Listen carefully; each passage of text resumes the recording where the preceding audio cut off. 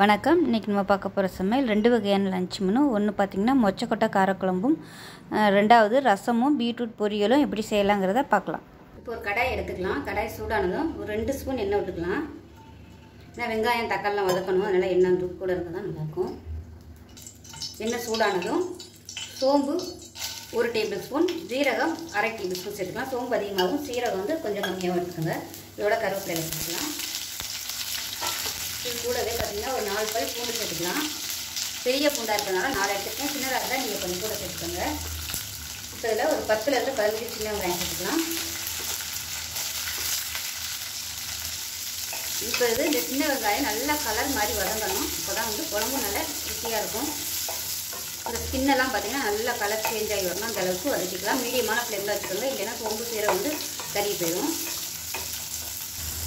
இப்போ வெங்காயம் நல்லா வதங்கிடுச்சு. இந்த ஃப்ளேவர் சூப்பராக வருது. இந்த வெங்காயம் சோம்பு சீரகத்தோட வாசனை. இப்போ வந்து நம்ம தக்காளி சேர்த்துக்கலாம்.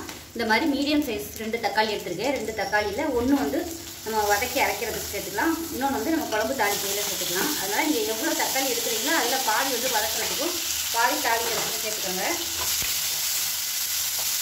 இந்த தக்காளி நல்லா மசிஞ்சு வரட்டும். இப்போ பார்த்திங்கன்னா தக்காளி நல்லா மசிய ஆரம்பிச்சிருச்சு. இதில் வந்து தேங்காய் சேர்த்துக்கலாம். ஒரு 3 ஸ்பூன் அளவுக்கு தேங்காய் சேர்த்துக்கலாம். தேங்காய் வந்து ரொம்ப சேர்த்தோன்னா இந்த அளவுக்கு சேர்த்திங்கன்னா போதும். ஒரு கேஸ் அமர்த்திடலாம். தேங்காய் சேர்த்துட்டு ரொம்ப வதக்கணும்னு அவசியம் இல்லை. ரொம்ப வதக்கினோம்னா அது டேஸ்ட் வந்து வேறு மாதிரி ஆயிடும். அதனால் அந்த சூட்லேயே பரட்டி விட்டிங்கன்னா போதும். நான் வந்து கேஸ் அமர்த்திட்டேன்.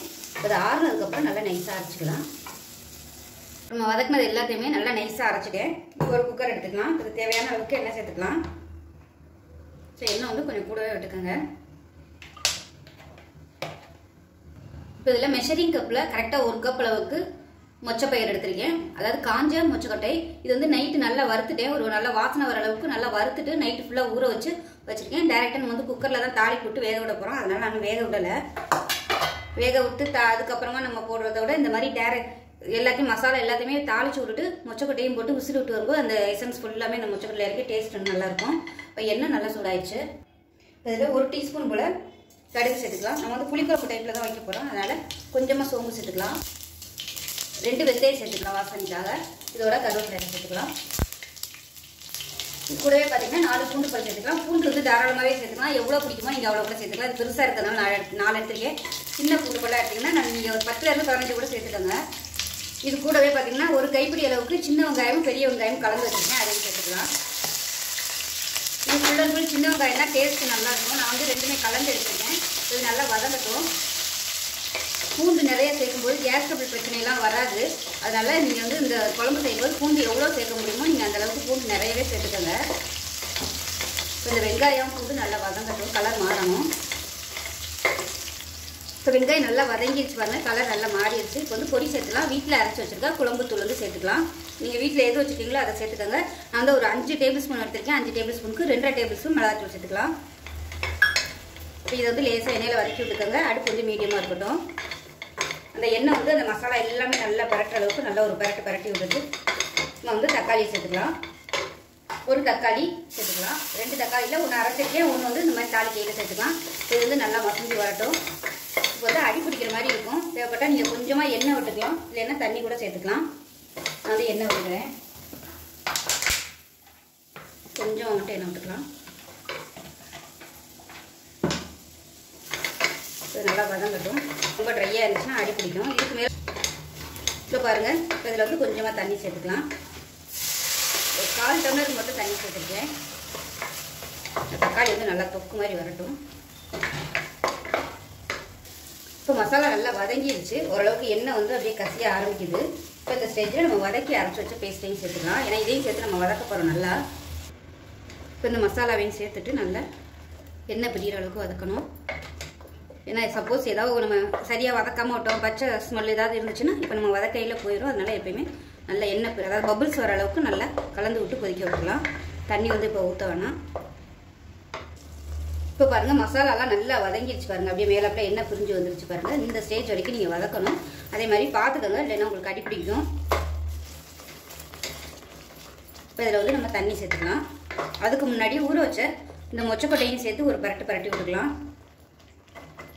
வறுத்துட்டு ஊற வச்சுக்கிறதுனால இது வந்து விசில் ரொம்ப தேவைப்படாது. ஒரு 3 விசில்லே நல்லா வெந்துடும், மாவாக வெந்துடும். அது அதுக்கு மேலே விட்டோம்னாலும் ரொம்ப அப்படியே கரைஞ்சி போகும். ஊற வைக்கலைன்னா நீங்கள் 6 விசில் தாராளமாக விடணும். உடனே பண்ணணும் அப்படின்னு நினச்சிங்கன்னா 6 விசில் தாராளமாக வரும். நீங்கள் சேர்த்துக்கலாம். இதில் வந்து முருங்கைக்காய் சேர்க்கறதுனால நீங்கள் சேர்த்துக்கலாம். நான் வந்து குருமா குழம்பு தான் வைக்கிற மாதிரி ஐடியா பண்ணேன். மொச்சையும் முருங்கைக்காயை சேர்த்து குருமா குழம்பு மாதிரி வைப்போம். உருளைக்கிழங்குலாம் போட்டு நல்லாயிருக்கும். காலையிலையும் டிஃபனுக்கும் எடுத்துக்கலாம், மதியானம் சாதத்துக்கும் அந்த குருமா குழம்பு வந்து நல்லாயிருக்கும். வேலையும் சீக்கிரம் முடிஞ்சிடும். அப்படி தான் பிளான் பண்ணேன். பார்த்தா முருங்கைக்காய் இல்லை, வெறும் கத்திரிக்காய் மட்டும்தான் இருந்துச்சு. சரி, இதை வந்து நம்ம குழம்பா வச்சுருவோம் அப்படின்னு சொல்லிட்டு குழம்பா வச்சுட்டேன். இன்னொரு நாள் வந்து நான் குருமா போடுறேன். அதை மொச்சக்கொட்டை குருமா சூப்பராக இருக்கும் அதுவும். இப்போ இது வந்து வதங்கட்டும். உப்பு சேர்த்துக்கலாம். 1 டேபிள் ஸ்பூன் வர மாதிரி உப்பு சேர்த்துக்கலாம். உப்பு வந்து இந்த மாதிரி குழம்புக்குலாம் கொஞ்சம் கூட பிடிக்கும். ஏன்னா மொச்சக்கட்டை வந்து உப்பு வந்து உள்ளே இழுத்துரும். அதனால உப்பு வந்து கொஞ்சம் தாராளமாகவே சேர்த்துக்கலாம். ஒரு சில குழம்புகளுக்குலாம் உப்பு பிடிக்காது, கம்மியாக தான் உப்பு போடுற மாதிரி வரும். அதுக்காக ரொம்ப நிறைய போட்டுற வேணாம், அளவுக்கு போட்டுக்கோங்க. அப்புறம் பத்தலைன்னா போட்டுக்கலாம். இது நல்லா வதங்கட்டும், கொஞ்சம் சூடு ஏறட்டும். கத்திரிக்காய் வந்து நீங்கள் முன்னாடியே கூட வெங்காயம் பூண்டெல்லாம் வதக்கையில் கூட நீங்கள் கத்திரிக்காயும் சேர்த்து கூட போட்டுக்கலாம். இப்போ இதில் புளி வந்து ஒரு சின்ன நெல்லிக்காய் சைஸுக்கு கரைச்சி வச்சிருக்கேன். இப்போ இதையும் கரைச்சிக்கலாம். இவ்வளோ தேவைப்படாது, தேவையான அளவு மட்டும் ஊற்றிட்டு மிச்சத்தை அப்படியே நான் ஃப்ரிட்ஜில் வச்சிருவேன். அடுத்த நாள் குழம்புக்கு வந்து அதை எடுத்துக்கலாம், வேஸ்ட் பண்ண வேணாம். எப்பவுமே நான் அப்படி தான் பண்ணுவேன்.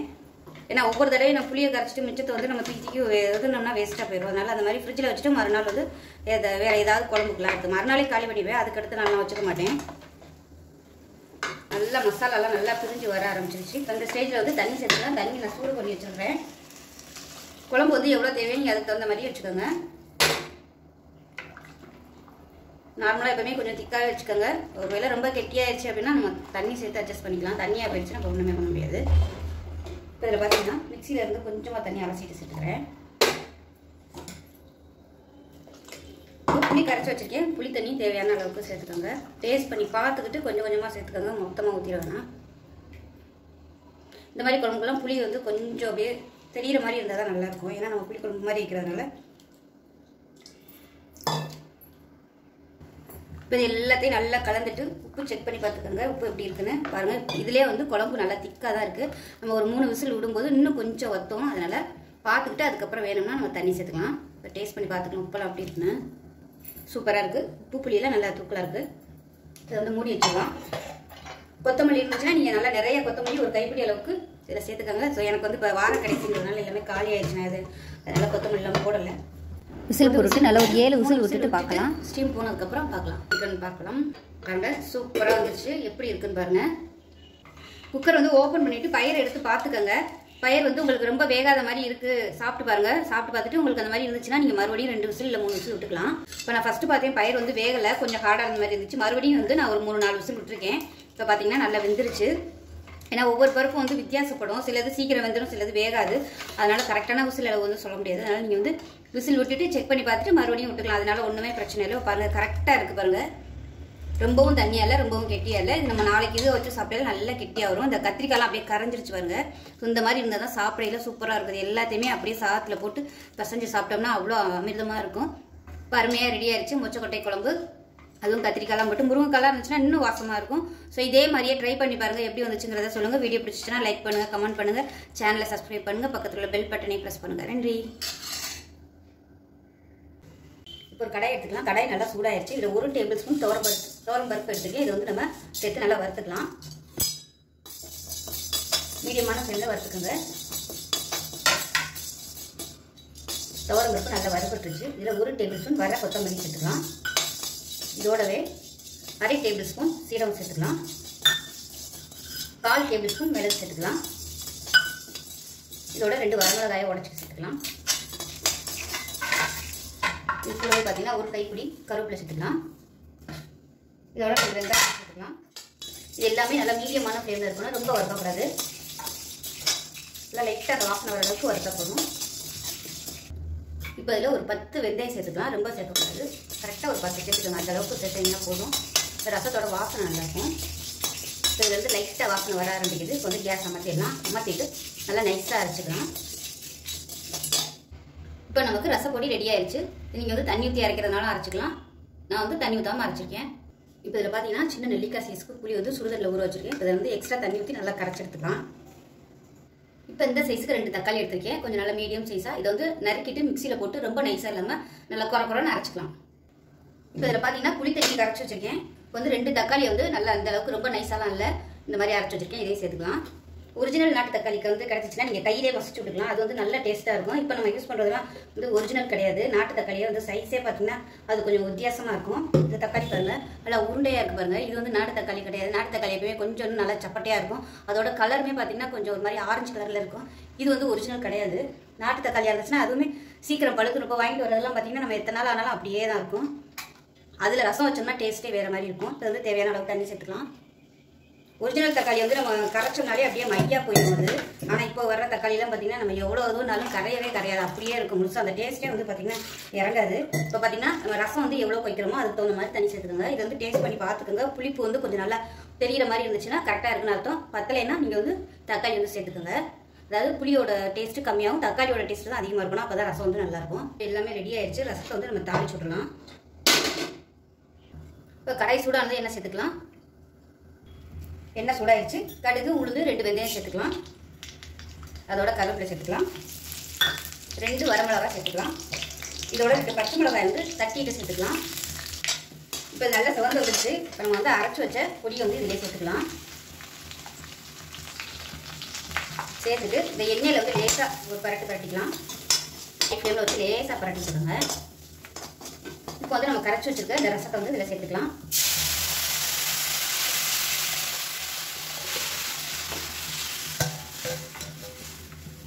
அதை நல்லா கலந்துக்கலாம். இதில் கொஞ்சம் தண்ணி சேர்த்துக்கலாம். 1/2 டேபிள் ஸ்பூன் மஞ்சள் தூள் சேர்த்துக்கலாம். இப்போ இதில் பெருங்காயத்தூள் சேர்த்துக்கலாம். மேலே கட்டி பெருங்காயமாக இருந்துச்சுன்னா தாளிக்கையில் சேர்த்துக்கோங்க. தூளாக இருந்துச்சுன்னா இந்த சமயம் சேர்த்துக்கோங்க. இல்லைன்னா எண்ணெயில் போட்டு கறியிடும். இப்போ பாருங்கள் ரசம் வந்து நல்லா நுர கட்டி கொதிக்க ஆரம்பிக்குது. இப்போ வந்து நான் அமர்த்திட்டு கொத்தமல்லியில் சேர்த்துக்கலாம். இப்போ இதில் ரசத்துக்கு தேவையான உப்பு சேர்த்துக்கலாம். நான் வந்து கல் உப்பு சேர்த்துருக்கேன். ரசம் கொதிக்கும்போது ஒரு 5 பல் பூண்டு வந்து தட்டிட்டு அதோட சேர்த்துக்கோங்க. நான் பூண்டு தட்டி போட்ட வீடியோ வந்து ஸ்கிப் ஆயிடுச்சு. ஸோ அதனால தான் சொல்கிறேன். பூண்டு வந்து நல்லா தட்டிட்டு லாஸ்ட்டாக சேர்க்கும்போது நல்ல வாசனையாக இருக்கும் ரசம். என்ன சூடானதும் 1 டீஸ்பூன் கடுகு, 1 டீஸ்பூன் உளுந்து, 1 டீஸ்பூன் ஜீரகம் சேர்த்துக்கலாம். கடுகு சீரகம் நல்லா பொரிய ஆரம்பிக்குது. இப்போ இதில் கருவேப்பிலை சேர்த்துக்கலாம். இதோட பொடியாக நறுக்கின பச்சை மிளகாய் வந்து 2 எடுத்துருக்கேன், அதையும் சேர்த்துக்கலாம். வரமிளகா 2 கிள்ளி சேர்த்துக்கோங்க. 2மே கலந்து சேர்த்தோம்னா தான் நல்லாயிருக்கும். நல்லா வறுத்துக்கலாம். இப்போ எல்லாமே நல்லா வறுபட்டுருச்சு. இப்போ ஒரு கைப்பிடி அளவுக்கு வெங்காயம் சேர்த்துக்கலாம். சின்ன வெங்காயமோ இல்லை பெரிய வெங்காயமோ சேர்த்துக்கோங்க. இப்போ நம்ம பீட்ரூட் சேர்த்துக்கலாம். நான் வந்து பீட்ரூட் வந்து துருவிட்டு வச்சுருக்கேன், அதை சேர்த்துக்கலாம். நீங்கள் பொடியாக நறுக்கிறதுனால நறுக்கிக்கோங்க. நான் வந்து இந்த சாப்பரில் போட்டு துருவி வச்சுருக்கேன். நான் டக்குன்னு ஈஸியாக வேலை முடிஞ்சிருங்கிறதுனால நான் வந்து இந்த சாப்பரில் போட்டேன். பொடியாக நறுக்க பிடிக்கிறவங்க நீங்கள் பொடியாகவும் நறுக்கிக்கலாம். 1 செகண்ட் தான். நல்லா அந்த மாதிரி சூப்பராக துருவி போட்டுட்டு நல்லா வதக்கி விட்டுக்கலாம். நல்லா வதக்கியாச்சு. இதில் கொஞ்சமாக தண்ணி விட்டுக்கலாம். தண்ணி விட்டுட்டு வேக விட்டுக்கலாம். மூடி வச்சிடலாம். அதை அப்பப்போ வெந்துருச்சா என்னங்கிறத செக் பண்ணிக்கிட்டு வேகலைன்னா கொஞ்சம் கொஞ்சமாக தண்ணி தெளிச்சிக்கலாம். கேரட் வந்துட்டு இருக்கு. அதுக்குள்ளே வந்து நம்ம ஒரு பேஸ்ட் ரெடி பண்ணிக்கலாம். அதாவது ரொம்ப நைஸெல்லாம் அரைக்கோன்னா குறக்குறன்னு அரைச்சிக்கலாம். நம்ம தேங்காய் துருவி போடுறதுக்கு பதிலாக இந்த மாதிரி மிக்ஸியில் வந்து நல்லா 1-2 நல்லா நைஸாக அரைச்சிட்டு தண்ணி ஊற்றாமல் பரபரன்னு அரைச்சிட்டு சேர்க்கும்போது டேஸ்ட் நல்லாயிருக்கும். இதில் 3 டேபிள் ஸ்பூன் துருவின தேங்காய், 1 சின்ன பல் பூண்டு, 1 பச்சை மிளகாய், 1 டீஸ்பூன் போல் சீரகம், இது எல்லாத்தையுமே தண்ணி ஊற்றாமல் அரைச்சிட்டு பார்க்கலாம். இப்போ பீட்ரூட் எப்படி இருக்குன்னு பார்க்கலாம். அதில் தண்ணியெல்லாம் நல்லா வத்திருச்சு. பீட்ரூட்டுமே நல்லா வெந்துருச்சு. நம்ம அரைச்சி வச்ச தேங்காயை சேர்த்துக்கலாம். இதில் வந்து ஒரு வெங்காயம் போடணும். நான் வந்து மறந்துட்டேன் வெங்காயம் போடுறதுக்கு. வெங்காயம் போட்டு அரைச்சோம்னா இன்னும் நல்லா ஃப்ளேவராக இருக்கும். இந்த மாதிரி பார்த்தீங்கன்னா கேரளா சைடு தான் அந்த மாதிரி பண்ணுவாங்க. கேரளா நாகர்கோவில் சைட்லாம் பார்த்தீங்கன்னா பொரியல் இந்த மாதிரி தான் தேங்காய் வந்து சேர்ப்பாங்க. சீரகம், பச்சை மிளகாய், வெங்காயம் போட்டு அரைச்சிட்டு இந்த மாதிரி சேர்ப்பாங்க. ரொம்பலாம் அரைக்க மாட்டாங்க. அது ஒரு நல்ல ஃப்ளேவர் கொடுக்கும். நான் எப்பயுமே பொரியலுக்கு வந்து இந்த மாதிரி தான் பண்ணுவேன். எந்த பொரியலாக இருந்தாலும் நல்லாயிருக்கும், ஃப்ளேவராக இருக்கும். கீரைக்கெலாம் இந்த மாதிரி பண்ணோம்னா டேஸ்ட் நல்லாயிருக்கும். நார்மலாக வெறும் நம்ம தேங்காய் துருவலை போட்டோம்னா கூட சப்புன்னு இருக்கும். ஒரு மாதிரி நீங்கள் ஒரு தடவை இது மாதிரி ட்ரை பண்ணிட்டீங்கன்னா உங்களுக்கு அந்த மாதிரி செய்கிறதுக்கு பிடிக்காது. அவ்வளோ சூப்பராக இருக்கும். தேங்காய் சேர்த்துட்டு ரொம்பலாம் வதக்க வேணாம். லைட்டாக அந்த பச்சை வாசனை போகிற அளவுக்கு மட்டும் வதக்கினா போதும். இவ்வளோ அமர்த்திடலாம். இப்போ கேஸ் அமர்த்திட்டேன். லாஸ்ட்டாக கொத்தமல்லி இலை மட்டும் சேர்த்துக்கலாம். இதில் வந்து நான் இன்றைக்கி பருப்பெல்லாம் எதுவும் சேர்க்கலை. நீங்கள் விருப்பப்பட்டால் கடலை பருப்பு வந்து ஊற வச்சுட்டு சேர்த்துக்கலாம். ஊற வச்சுட்டு வேக வைக்கலாம் சேர்த்திங்கன்னா அதுவும் நல்லாயிருக்கும். நான் வந்து இன்றைக்கி ப்ளைனாக தான் பண்ணியிருக்கேன். ஊற வச்சு கடலைப்பருப்பு சேர்க்கும்போது நல்லாயிருக்கும். தாளிக்கையில் கடலைப்பருப்பு போட்டோம்னா கூட கொஞ்சம் மாதிரி கடுக்கடுக்கு இருக்கும். ஊற வச்சுட்டு சேர்க்கணும். இப்போ நமக்கு பீட்ரூட் பொரியல் ரெடி ஆயிடுச்சு. நான் வேக வைக்கல, உப்பு போட்டிருக்கேன். உப்பு போட்ட வீடியோ வந்து ஸ்கிப் ஆயிடுச்சு. ஸோ நான் வந்து வேக வைக்கல, கொஞ்சமாக தேவையான அளவுக்கு மட்டும் உப்பு சேர்த்துட்டேன். ஏன்னா திடீர்னு யாராவது பார்த்தாங்கன்னா உப்பு போடலான்னு கேட்பாங்க, அதுக்காக நான் சொல்கிறேன். நான் ஏற்கனவே உப்பு போட்டுட்டேன். இப்போ வந்து பீட்ரூட் பொரியல் ரெடி ஆயிடுச்சு. இப்போ பாருங்கள், அருமையான அரைச்சி விட்ட ரசம் பீட்ரூட் பொரியல் சாதம் ரெடி ஆயிடுச்சு. ஸோ இந்த வீடியோ பிடிச்சா லைக் பண்ணுங்கள், கமெண்ட் பண்ணுங்கள், சேனலை சப்ஸ்கிரைப் பண்ணுங்கள், பக்கத்தில் உள்ள பெல் பட்டனையும் ப்ரெஸ் பண்ணுங்கள். நன்றி.